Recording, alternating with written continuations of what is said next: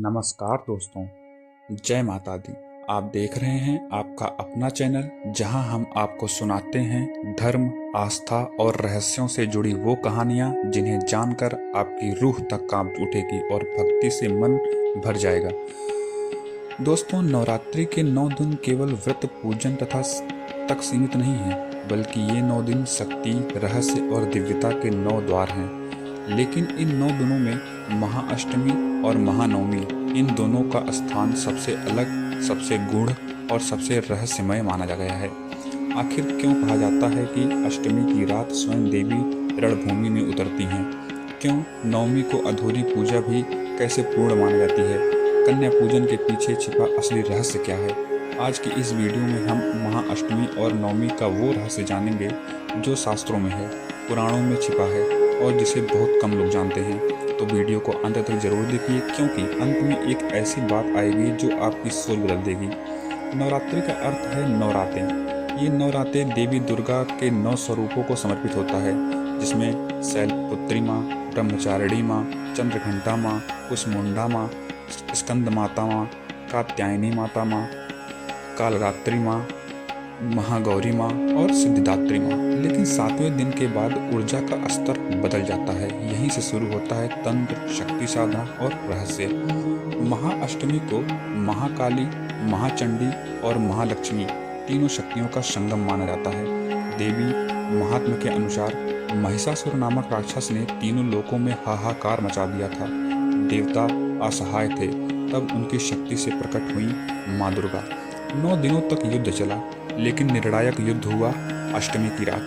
कहा जाता है अष्टमी की रात्रि को देवी ने अपने सबसे उग्र रूप में युद्ध किया। यही कारण है कि इसे महानिशा पूजा या कालरात्रि साधना भी कहा जाता है। दोस्तों, आपने सुना होगा कि कुछ स्थानों पर अष्टमी को बलि दी जाती है, लेकिन इसका अर्थ केवल पशु बलि नहीं है। शास्त्र कहते हैं बलि का वास्तविक अर्थ है अहंकार की बलि, क्रोध की बलि और कामना की बलि। जो व्यक्ति अष्टमी के दिन अपने अंदर के राक्षसों को मार देता है, उस पर देवी की विशेष कृपा होती है। तांत्रिक ग्रंथ के अनुसार अष्टमी की रात पृथ्वी और सूक्ष्म लोक के बीच की दूरी सबसे कम हो जाती है। इसलिए मंत्र सिद्ध होते हैं, साधनाएं सफल होती हैं और देवी जल्द प्रसन्न होती हैं। कहा जाता है यदि अष्टमी की रात सच्चे मन से माँ को पुकारा जाए तो वो पुकार सीधे देवी तक पहुँचती है। अगर अष्टमी युद्ध की रात है तो नवमी विजय की सुबह है।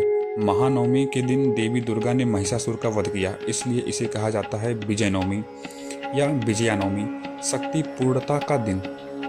नवमी की देवी है माँ सिद्धिदात्री, जो अपने भक्तों को देती हैं अष्ट सिद्धियाँ, 9 निधियाँ और पूर्णता। इस दिन की गई पूजा अधूरी साधना को भी पूर्ण कर देती है। इसलिए कहा जाता है अगर नवरात्रि में कुछ छूट गया हो तो नवमी में सब पूरा कर देती हैं। नवमी की या अष्टमी पर किए जाने वाला कन्या पूजन सिर्फ परंपरा नहीं है। शास्त्रों में लिखा है कन्या में देवी का वास होता है। 9 कन्याएं देवी के 9 स्वरूपों का प्रतीक हैं। जब हम कन्या के चरण धोते हैं तो अहंकार धुलता है। जब उन्हें भोजन कराते हैं तो देवी तृप्त होती हैं, और जब दक्षिणा देते हैं तो कर्म पूर्ण होते हैं। बहुत लोग अनजाने में ये भूल कर बैठते हैं, जैसे दिखावे की पूजा, क्रोध और विवाद, कन्या पूजन के बाद अहंकार, व्रत रखकर दूसरों का अपमान। याद रखिए, देवी भाव देखती हैं, भोग नहीं। हाँ, दोनों का उद्देश्य अलग है, जिसमें अष्टमी नकारात्मक शक्तियों का नाश है और नवमी सकारात्मक ऊर्जा की स्थापना है। जो व्यक्ति दोनों का महत्व समझ ले, उसका जीवन स्वतः संतुलित हो जाता है। दोस्तों, अष्टमी हमें यह सिखाती है बुराई से लड़ना, नवमी हमें सिखाती है अच्छाई को स्थापित करना, और यही है नवरात्रि का असली अर्थ। अगर आपको यह वीडियो अच्छा लगा हो तो माँ के नाम पर इसे लाइक जरूर करें, अपने परिवार और दोस्तों के साथ शेयर जरूर करें, ताकि देवी की कृपा सब तक पहुँचे।